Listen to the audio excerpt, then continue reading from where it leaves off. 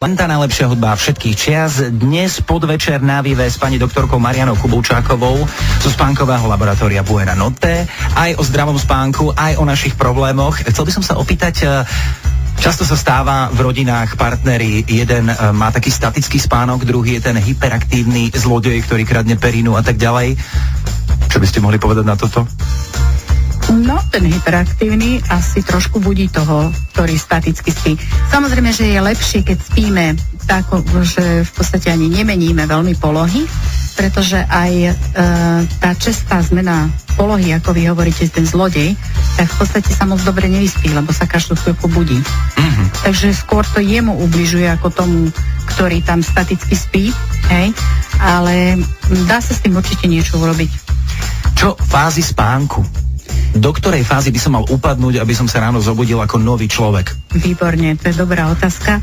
Najlepší je REM spánok, teda non-REM spánok, tak sa to volá.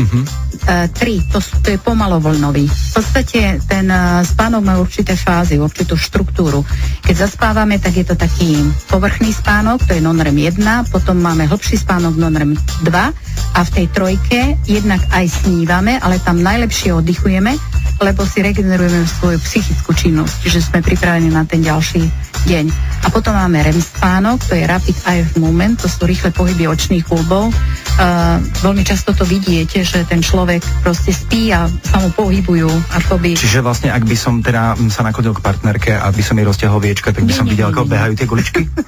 Nie, to je pod viečkami vidieť. Aha. A veľmi dobre je to napríklad u malých detí vidieť, hej, ale vtedy napríklad snívame, hej, takže všetky tie fázy spánku sú veľmi dôležité, hej.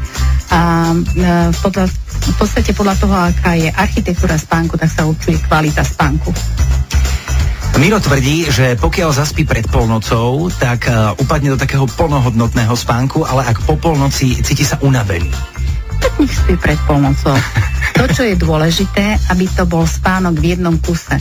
Áno, aby ten spánok nebol rozdrobený na niekoľko častí. Čiže naozaj sa dobre vyspí ten, ktorý lahne do postele a ráno sa zobudí. No, dobre, ale niektorí z nás máme aj tzv. Fázovitý spánok, pretože nedá sa spať v kuse, dajme tomu 8-9 hodín, pretože máme veľmi veľa roboty, takže sa snažíme dospať aj popoludní. Je to zdravé? Pre toho, ktorému to dobre urobí, tak určite áno.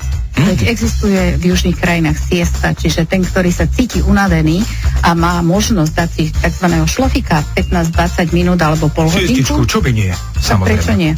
My sa budeme rozprávať o chrápaní, pretože chrápanie nielenže znižuje kvalitu oddychu v noci, ale niekedy aj rozdeľuje páry.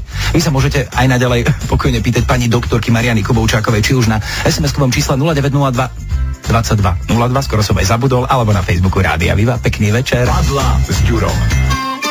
Len tá najlepšieho do všetkých čias, stále vás pozdravuje Ďuro Turist. Dnes je našim hosťom. V programe Padla s Ďurom má pani doktorka Mariana Kubovčáková zo spánkového laboratória. A jeden môj kamarát mi raz rozprával príbeh, rozpadla sa manželská dvojica práve vďaka chrápaniu. Máte aj vy možno takéto nejaké zážitky z praxe? Samozrejme, že to počúvam, ale mám ja trošku iný jeden zážitok. Jeden mladý muž okolo 40-ky prišiel s tým problémom, že má chrápanie, vyšetrili sme to a zistili sme, že nejaké závažné problémy tam nie sú a tak dostal nejaké doporučenia, o rok prišiel na kontrolu a povedal mi jeden fantastický príbeh. V podstate urobil to, čo sme sa dohodli, to znamená, začal cvičiť, dal si do poriadku váhu, išiel s váhou dole, začal spávať nie na chrbate, ale na boku, lebo aj to sa dá naučiť a zlepšil si komunikáciu s pani manželkou a to manželstvo sa dalo dokopy. Takže aj toto sa dá. Prestal chrápať. Je dobré spať na boku, pokiaľ teda trpím chrápaním? Alebo teda moja manželka? Áno, je lepšie spať na boku, pretože na chrbáte sa to chrápanie prejavuje ako prvé. To znamená, keď chrápanie začne, tak väčšinou na chrbáte. Potom v podstate, keď sa zhoršuje a zvýrazňuje rokmi, pretože chrápanie to je problém, ktorý sa nabaluje každú noc po jednej kvapke a potom to niekde môže prepuknúť, tak v tom prípade samozrejme potom už je ten problém dosť veľký. A to som ja nevedel. Ja napríklad, keď nespím sám a mám nejakú spoločnosť, tak väčšinou sa snažím teda lahnúť si na chrbát, že sa mi bude lepšie dýchať a že nebudem chrápať. No a vidíte. Ďakujem veľmi pekne. Je podľa vás chrápanie chorobou? Chrápanie ako také môže a nemusí byť chorobou. Záleží od toho, aký stupeň toho problému. Lebo keď sa tam začnú nabalovať ešte také veci ako únava, potom napríklad vysoký krvný tlak, srdcovo-cievne ochorenia. A v podstate dá sa povedať, že dneska už v pomerne mladom veku ľudia majú vysoký krvný tlak, ale ak je to v súvislosti s chrápaním, tak to určite treba pozrieť, vyšetriť a doriešiť. To znamená, v tom prípade to choroba je. Súvisí chrápanie s únavou? A chrápanie s únavou veľmi súvisí. Ak človek chrápe celé roky, tak v podstate tá jeho únava sa začne zvyšovať a to chrápanie mu totiž to narúša práve tú spánkovú architektúru, o ktorej sme hovorili, vytrháva to z toho dobrého spánku a ten človek začne byť unavený a tie prejavy únavy môžu byť rôzne. Od zaspávania, od ospalosti až po také niečo, ako je spánok pred televízorom a potom sa človek len presunie do postele, alebo mikrospánky za volantom, čo už sú potom závažné veci, hej. Niektorí ľudia dokážu šoferovať povedzme 30-40 kilometrov a potrebujú si oddychnúť ďalších 10-15 minút, alebo šoferuje 2-3 hodinky a je unavený. Presne toto jeden poslucháč napísal, som šofér z povolania a niekedy sa mi sníva, že som za volantom zaspal, tak skočím, že raz aj strhnem luster. Takže dá sa povedať, že do spánku a do snov si nosíme aj našu prácu? Samozrejme, všetko si nosíme do snov, ale snívať potrebujeme, to je súčasť toho spánku. Ak nikto nesníva, to znamená, že má spánkové poruchy dýchania. Môže sa stať, že aj o ničom snívame a potom si to vôbec nepamätáme? Teda samozrejme. Tvrdíme, že sme nemali žiadne sny a že sa nám už rok nič nesnívalo? Aj to môže byť. A je najlepšie, keď vieme, že sme snívali a nepamätáme si to. Lebo vtedy nás to nezaťažuje. Fajn, ako sa tak správne ideálne nastaviť na ten spánok, aby bol kvalitný? Lebo nedá sa zabudnúť na všetky stresy počas dňa. Nedá sa. No, dobre. Mladí stále tvrdíme, nedá sa, doba je rýchla. Dobre, to, čo treba urobiť, v podstate držať si kondičku. To znamená nejakým spôsobom cvičiť. Lepšie je ísť napríklad na prechádzku, alebo zabehať si, alebo zaplávať si ako fitness. Hej? Lebo vtedy človek sa výborne okysličí a zlepší sa mu nálada a naozaj deň si pripravíme najlepšie tak, že s týmto začneme hneď z rána. Ďakujem veľmi pekne a ja si myslím, že pred tým spánkom je dobré si pustiť napríklad aj nejakú pokojnú, dobrú pesničku, čo poviete. No, super. Tak ako teraz Rádia Viva, Petr Habka a Lucie Bílá. Dívam. From Me to You hrávam len tú najlepšiu hudbu všetkých čias a dnes sa pýtate a pani doktorka zo spánkového laboratória Mariana Kuboučaková odpovedá: Denisa má problém skôr ako sa zobudiť. Ja totiž to viem, že mladí ľudia to nazývajú, že lutovanie sa s budíkom. A budia sa na etapy. Áno, zazvoní mi ten budík a ešte 20 minút si pospím a potom zase zazvoní a tak ďalej. Také pretlačenie sa s budíkom. Čo je zdravšie podľa vás? Vstať hneď na prvú šupu alebo takto sa lutovať s budíkom? Podľa mňa je zdravšie vstať hneď na prvú šupu. Lebo to lutovanie sa s budíkom si vytváram sám sebe stres a potom ako mám fungovať celý deň. Celý upotený. Niekde dobehnem na nejaký termín, nestíham raňajky, nič do seba, hej, takže to v podstate začína vytvárať stres hneď ráno. Kamil sa pýta, ženy vraj spávajú potichu, ale ja mám úplne inú prax z manželskej postele. No, takže? Je to pravda, že ženy oveľa menej chrápu ako muži, ale je pravda, že... Vedia aj oni dobre zatrúbiť. Vedia, určite áno. A ja som dokonca počul, že človeku sa niekedy dáva taký prístroj, ktorý vyzerá ako chobot. Na hlavu. To je pretlakový prístroj. Aha. Volá sa to tak. A v podstate ten problém pri chrápaní je ten, že človek nemá okysličené poriadne telom vďaka tomu, že mu zapadá jazyk a upcha dýchacie cesty, čiže ten človek nedýcha 10, 20, 30 sekúnd a toto sa opakuje. A samozrejme, keď to trvá celú noc, tak ten človek má oveľa nižšie okysličenie ako iný, niekedy 10, niekedy 15% v priemere a v tom prípade potrebuje takúto pomoc, pretože inak je totálne unavený. Tí ľudia sú tak strašne unavení, že skutočne zaspávajú kdekoľvek, kedykoľvek a za akýchkoľvek okolností. No a ešte kvôli tomu stratím prácu potom nakoniec. To neviem, ako je to s vami, ale naozaj tento chobot, ako vy hovoríte, alebo pretlakový prístroj veľmi dobre pomáha mnohým ľuďom. Ozval sa aj kuchár Bohumil. Dobrý deň, ja chodím spávať okolo 1 v noci, skôr mi to nejde, vstávam okolo 7, poradte mi ako skôr zaspať. No, mám problém potom so sústredenosťou.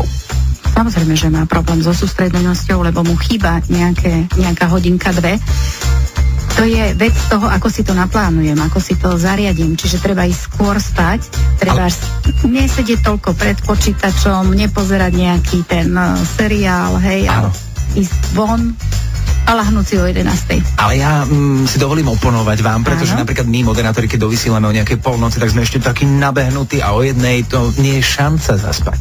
No, čo dobre. Taký rituál pred spánkový? Dobrá prechádzka. Vážne? Prečo? V žiadnom prípade nie alkohol. Aha. Prechádzka, vyvetráte si hlavu, nadýchate sa viacej kyslíka, pocítite tú únavu a v podstate oveľa ľahšie zaspíte. A keď máte niekoho, s kým sa môžete ísť prejsť, tak v podstate tie svoje problémy dáte von. Čiže ešte pred spánkom dať problémy von a tým pádom sa mi nevnoria do mojich snov. Áno, veď ako to robíme s malými deťmi? Opýtame sa ich, čo sa ti stalo? Povedz mi, porozprávaj mi o tom tak a teraz ti niečo pekné ja prečítam alebo porozprávam. Zavri očka a spí. Aha. A to platí aj pre dospelého. Čiže po svojej prapodstate všetci tí, ktorí chodívame spávať, sme malými deťmi. Presne tak. Dá sa povedať. Dnes na rádiu býva Mariana Kuboučaková, pani doktorka zo spánkového laboratória. Ešte neodchádza, zatiaľ si ideme hrať na Vive nejakú peknú pesničku a z rádia Vivalenta najlepšia hudba všetkých čias. To boli Thompson Twins, Doctor a dnes tu máme pani doktorku zo spánkového laboratória, pani Marianu Kuboučákovú. Pozerám na SMS-ky, Dagmar mi napísala: pani doktorka, chcem sa opýtať, či je možné zobudiť sa na vlastné chrápanie. Áno, je možné rozobudiť sa na vlastné chrápanie. Ale tak to už je pílenie skôr možno. No, áno, je to pílenie a najčastejšie to býva v tej polohe na chrbate. Dvaja posluchači sa zhodli v jednej otázke. Matej, ja som začal mať problémy so spánkom len nedávno, pripisujem to hlavne striedaniu posteli. Na intráku iná, doma iná, neviem si to inak vysvetliť, ešte donedávna som so spánkom nemal vôbec žiadne problémy. Takto, človek, ktorý má problém, povedzme doma, v nejakom prostredí so spánkom, tak nieraz sa stáva, že keď zmení prostredie, to znamená ide na dovolenku, alebo povedzme ide k mame na nejaký predĺžený víkend, tak tam spí báječne. Takže v tom prípade to vrele doporučujem. Dobre. Jano, môj problém spočíva v tom, že sa v noci zobudím na to, že sa nemôžem nadýchnuť. Stáva sa mi to asi raz za 2 mesiace, prosím o radu a to isté mi napísal ešte jeden poslucháč, áno, to je Tomáš. Stáva sa mi, že keď zaspávam, preberiem sa, že lápam po dýchu a dokonca aj náš kolega jeden hovoril, že ho niekedy partnerka zobudí s tým, že ty nejak divne dýchaš. To divné dýchanie, to môžu byť apnoické pauzy a toto lapanie po vzduchu môže tiež súvisieť práve s tými prestávkami v dýchaní, volá sa to apnoická pauza, pretože ten organizmus je zrazu v takom stave, v deficite kyslíka, že sa na to preberie. Alebo to môžu potom byť psychické problémy, ktoré sa občas takto prejavujú, takže na to treba vyšetrenie, by som povedala, aby sa učilo, že o čo vlastne ide. Dobre, fajn. Peter napísal, Einstein spával 4 hodiny denne, ja spávam tiež 4 hodiny denne, znamená to, že budem genius? Keď bude genius, tak mu to len doprajeme. OK. A Vládo, taká študentská otázka, pani doktorka, prečo na druhý deň po opici nemôžem spať? No, bolo by lepšie nemať tú opicu, že áno, potom by spal dobre. Takže ten alkohol vôbec neodporúčame. Ani nejaký taký šlaftrunk sa hovorí? Nie, alkohol rozbíja spánok. A my to dokonca na tých záznamoch vidíme. A keď nám aj niekto povie, že akože pohoda, hej, a neurológ, ktorý popisuje tieto spánkové štádia, sa opýta, a čo mal predtým, ako išiel spať, čiže alkohol maximálne 5 hodín pred spánkom, ale nie šlaftrunk. Ono v podstate subjektívne sa človek cíti, že je to lepšie, ale ak sa to opakuje, tak to podstatne to zhoršuje kvalitu spánku. Dobre. A chcel som sa ešte opýtať na nočné prechádzky. Nočné prechádzky sú výborné. Keď napríklad niekto zaspí a v noci sa zobudí a nemôže zaspať. Nejaký zlý sen, trebárs, alebo dajme tomu, stále mám tu prácu v hlave. Áno, to môže byť. Tak v tom prípade je dobre z tej postele vyliesť. Nie je dobre zostávať v tej posteli. Proste ísť von.